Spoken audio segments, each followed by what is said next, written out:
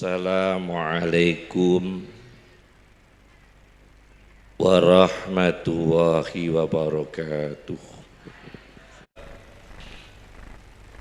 Ada satu hadis Nabi,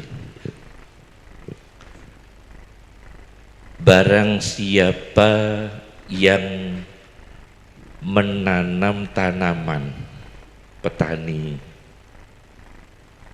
pada hari Rabu. Jadi menanam tanaman pada hari Rabu, ketika menaburkan benih yang pertama, menancapkan benih yang pertama, seraya membaca doa. Doanya pendek, Bu. Bapak-bapak diingat menanam tanaman pada hari Rabu, menancapkan pertama kali dengan membaca Subhanal Waris, Maha Suci Allah yang telah memberikan warisan. Nanti saya ijazahkan doanya itu. Doa pertanian ini.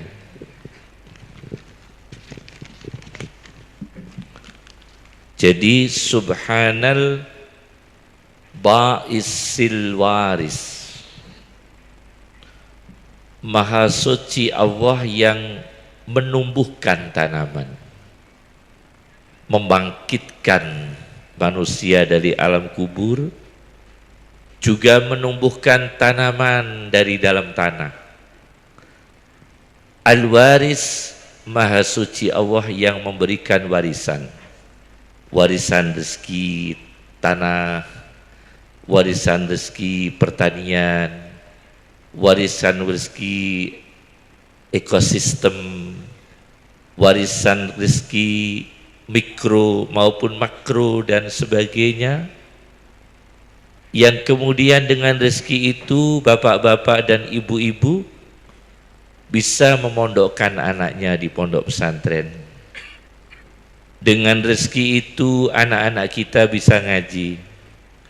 Dengan rezeki itu kita bisa ibadah haji, bisa umrah, bisa silaturahmi, bisa membangun, bisa berkarya.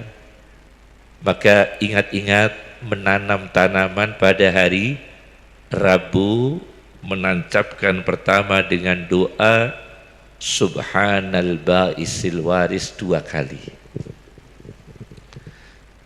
Nabi kita sendiri sebagai manusia pertama Adam itu petani, Pak.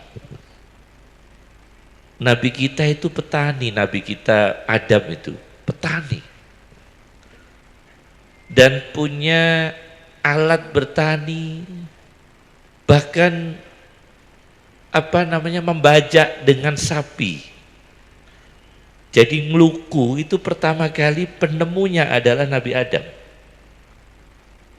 Nabi Adam itu sudah mengenal ngeluku.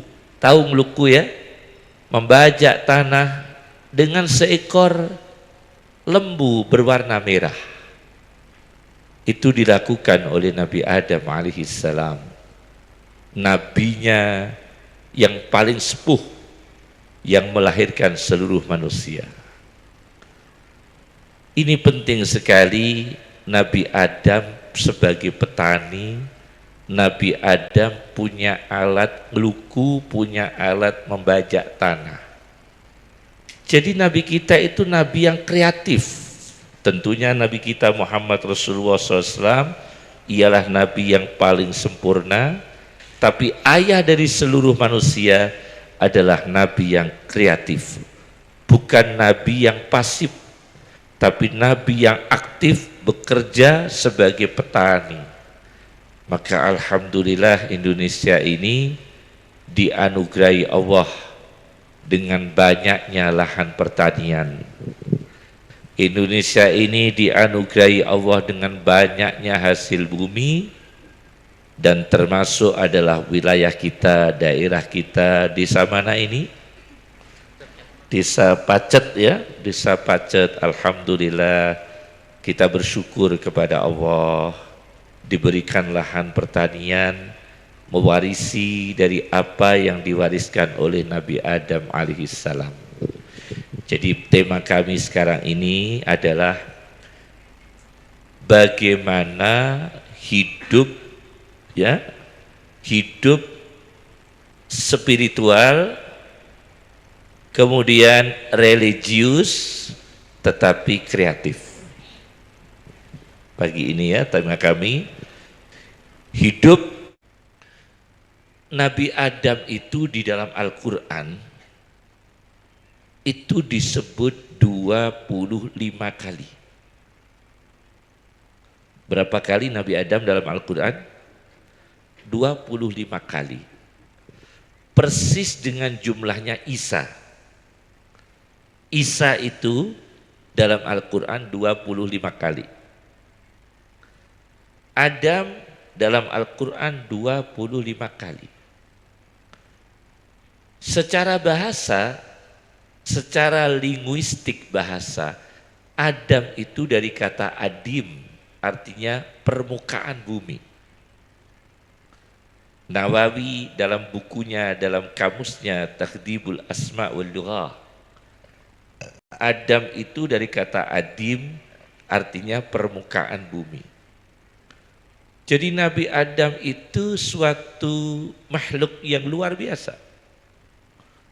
Manusia yang materi pembuatannya itu diambil dari berbagai tanah di dunia ini.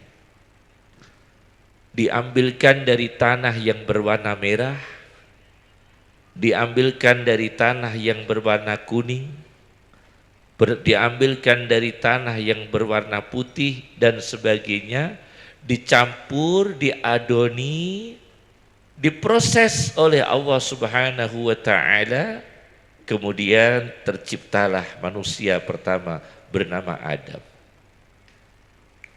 Setelah Nabi Adam diwujudkan oleh Allah, Adam pertama kali disebut kualitasnya adalah kualitas intelektual dalam Al-Quran. 25 kali kata Adam itu pertama kali disebut kualitas intelektualnya. Wa 'allama Adamal asma'a kullaha. Dan Allah memberikan ilmu kepada Nabi Adam berbagai nama. Ada nama gelas. Ini Adam sudah tahu. Belum ada pabrik gelas yang di Mojokerto waktu itu. Adam sudah tahu ini namanya meja, belum ada mebel Jepara, belum ada, tapi Adam sudah dimengertikan Allah meja, pacul, pena, buku, kertas, sudah dimengertikan nama. Online dari Allah itu langsung. Ada benda, Adam langsung tahu, ini namanya ini. Namanya ini, namanya ini. Wa 'allama Adamal asma'a kullaha. Jadi manusia pertama kali diciptakan oleh Allah ialah Adam. Ternyata kualitas pertama disebut oleh Allah ialah berilmu. Bukan berharta, tapi berilmu. Siapapun manusianya yang tanpa ilmu tetap kehormatannya relatif. Jabatan paling lama adalah jabatan berilmu. Jabatan apapun yang tanpa ilmu tetap jabatan yang sifatnya formal sebentar. Orang jadi kepala desa berapa tahun sekarang? Perdanya 6 tahun. Orang jadi bupati 5 tahun. Orang jadi DPR legislatif 5 tahun. Misalnya raja itu pun terbatas. Raja Salman usianya sudah sepuh. Raja Kelantan Malaysia, Kiai Musti, kami pernah besuk beliau sakit di istananya di Kelantan, sudah tidak bisa makan, tidak bisa minum. Beliau udur, seorang raja yang udur. Ada lagi siapa lagi menteri kalau sudah pensiun kembali menjadi warga biasa. Sebentar semua. Sebentar semua. Yang paling lama adalah ilmunya. Guru besar lama, sampai sepuh masih guru besar. Dia sudah pensiun masih dipanggil prof. Profesor itu sudah pensiun, tetangganya masih panggil prof. Karena ilmu. Tapi kalau pejabat tidak bisa. Tidak bisa disebut selamanya. Kiai masih disebut karena adalah jalur keilmuan. Jalur keilmuan.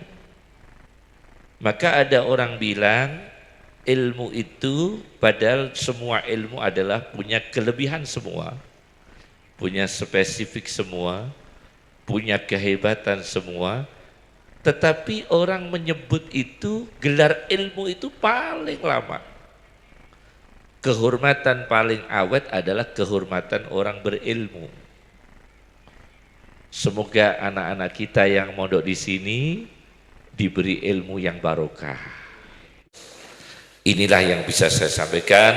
Semoga bermanfaat dan barokah. Ya. Cukup dari kami. Assalamualaikum warahmatullahi wabarakatuh.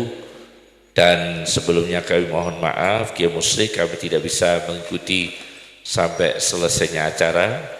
Kami mohon maaf sekali. Masya Allah, farhan kami bisa bertemu dengan sahabat kami. Juga ada Kiai Ali Mas Adi, ini tetangga sama kami, Jepara. Kiai Ali Mas Adi harus Jepara, saya Rembang, Kiai Musli ini juga Rembang semua ini ya. Rembang sama Jepara ini. Cukup ya. Assalamualaikum warahmatullahi wabarakatuh.